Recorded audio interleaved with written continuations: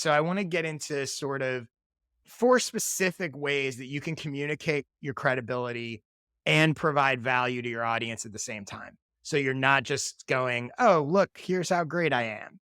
Here's some ways to do it. So one is reveal specifics. So there's a huge difference between saying, I helped this person do this, and here's exactly how I helped them do this. Yeah. Once you get into the specifics of, and I'll just use like an example for myself, right? It's one thing for me to go, I worked with Susie and Susie grew her newsletter by 20%. And it's another for me to go, I worked with Susie and helped her grow her newsletter by 20%. Here's what we did. Here's how we changed her bio. Here's how we did X, Y, and Z. So that's getting that combination of credibility and value. And that's the home run.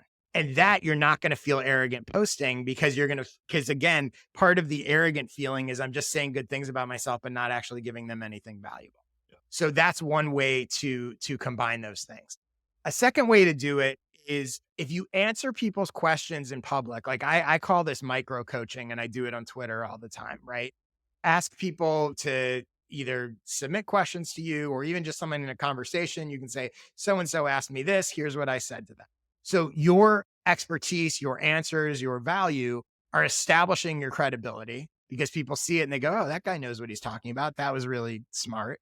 But it's also providing value simultaneously at the same time. And that's the sweet spot that you're looking for. It's very different than just going, Susie asked me a question and I gave her the answer. And she said, wow, Josh, you're a genius. Like that's going to make you feel arrogant, but showing the actual thing doesn't.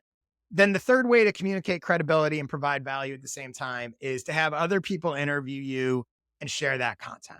Go on people's podcasts, do interview in their newsletter, whatever it is, right? Because what essentially they're doing is they're prompting you to talk about yourself and to reveal things. And so you feel a little different maybe than just going, oh, let me tell you about X, Y, and Z. That's another sort of simple cheat code. And the other thing to keep in mind is a lot of people think about, well, especially as they grow, they might be like, I'm not going to go on this podcast because that person just started it and they don't have an audience and whatever.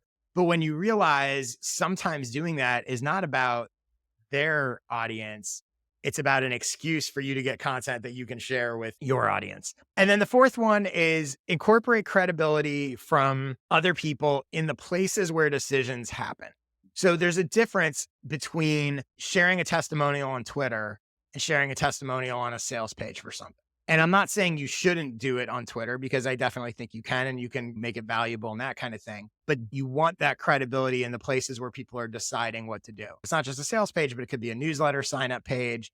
It could be a podcast description. Like it doesn't have to just be paid products. If you think about what is really the point of credibility, the point of credibility is to nudge someone who's trying to make up their mind about whether they should give you their money, their attention, their whatever. That's where you really need that credibility.